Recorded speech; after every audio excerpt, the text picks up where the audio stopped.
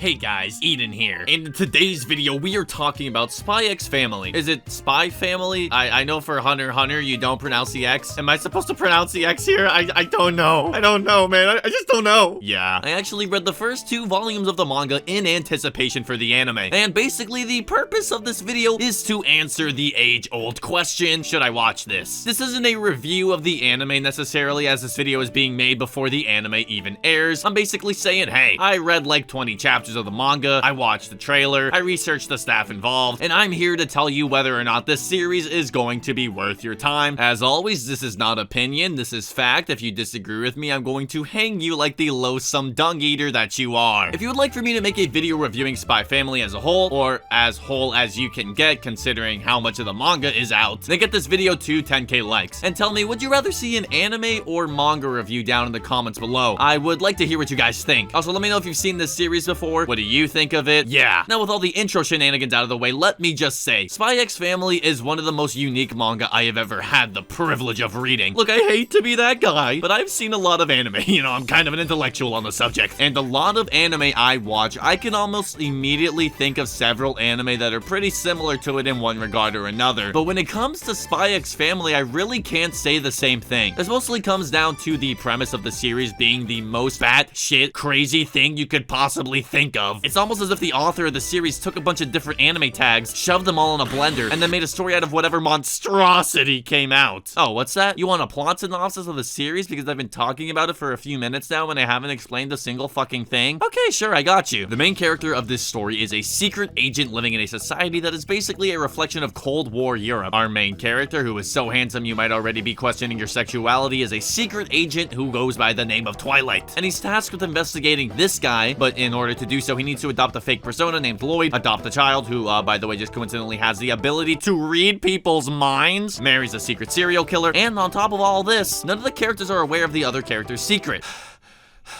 Holy shit. What I liked most about the plot and shenanigans that ensue throughout the series is that it handles this seemingly dark plot of Secret Service agents, spies, serial killers, and all sorts of horrible things that happened throughout the Cold War and makes it really, really funny. And I don't know if you guys know a single flying thing about me, KorewaEden, like and subscribe, but I like funny things, and Spy X Family is most definitely funny. Oh my fucking god. And that might sound like empty praise, but I feel like a lot of shonen anime, especially the other anime that are really popular right now, are pretty much all action comedy series, which I do like. But my brain over the course of the past 7 to 8 years or so has been hijacked by the sounds of little girls singing anime OPs. And now the only thing that gives me a purpose to continue living is consuming as many comedy anime series as possible. And what makes Spy X Family so great, in my opinion, is that it toes this very specific line of being an action comedy series, but having significantly more comedy than action. I like laughing, and this manga made me laugh quite a bit. But to be honest with you guys, there's kind of an elephant in the room. Like a police officer in a long-wedded marriage. Look, I haven't been completely honest with you. When it comes to Spy X Family, I used to be one of you guys. That's right. I used to listen to people recommend the series to me, and it would go in one ear and right out the other. I had hundreds of comments of people recommending this series. A ton of fellow content creators. People on all corners of the internet like Twitter and AnyList. And on top of all this, I had this series recommended to me by multiple real-life friends. But after all of this, I still waited until like a fucking week before the anime started to actually read the manga, which is kind of a stupid idea, but I did it for the sake of this video, so I don't know, maybe it was worth it. What I'm trying to say is I also held prejudice, because guess what? I think spies are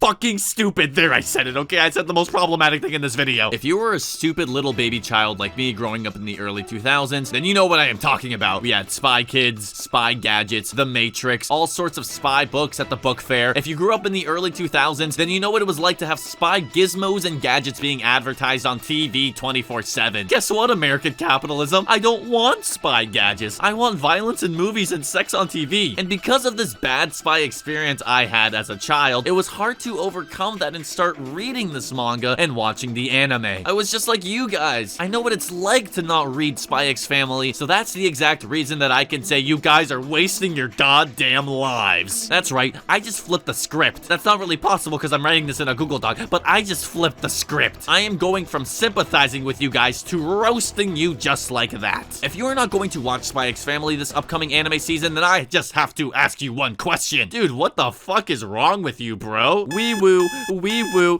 sound the fucking sirens, people. This is an emergency. Look at this fucking trailer. Hello? We have peak fiction in the making here, and you're really gonna sit here on the fence and not make a goddamn decision? You're really gonna make me mansplain this to you? Okay, just look how adorable Anya is. Look how beautiful Yor is, and I mean, oh my god. Open your eyes, people. As stated earlier in the video, each of the main characters have a secret that they keep to themselves. Our main character Lloyd is a secret agent, Yor is an assassin, and Anya has the ability to read people's minds. All of the characters have vastly unique ways of thinking, vastly unique daily routines, and vastly unique challenges that they're faced with. This may be seemingly trivial, but what I believe this personally leads to is an incredibly wide array of plot happenings. Every time I was about to click that next chapter button, I had absolutely no idea what was awaiting me there. One chapter, I'm reaching into a penguin's throat for a message that could save the entire world. Next chapter, we're going through an intense dodgeball tournament, abusing terrorists or adopting a dog. It's all over the place. It's got so much cutthroat edge running through its veins, but at the very same time, it's a super wholesome slice of life series about found family. It gives all of the main characters equal time to shine, and we get to see them all doing their own things from time to time. And I mean, just think about the amount of people who can see themselves in this series because of that. People who go to school, Jeffrey Dahmer, you know, now that I think about it, that's basically everyone. I don't want to go into detail with the manga because, as I said earlier, I'm not going to spoil anything in this video, but I think I've made it evidently clear that I think the manga is a seriously high quality read and most definitely worth your time. And if the anime is able to capitalize on this, I think the series will be a contender for anime of the year. Yeah, it'll need to compete with the likes of Chainsaw Man, Attack on Titan, Demon Slayer, Kaguya-sama, and like a bunch of other shit. But with a solid adaptation, I think it has the chance to be what many people could consider to be anime of the year. I still have to check out Chainsaw Man. Attack on Titan didn't finish the entire story this year,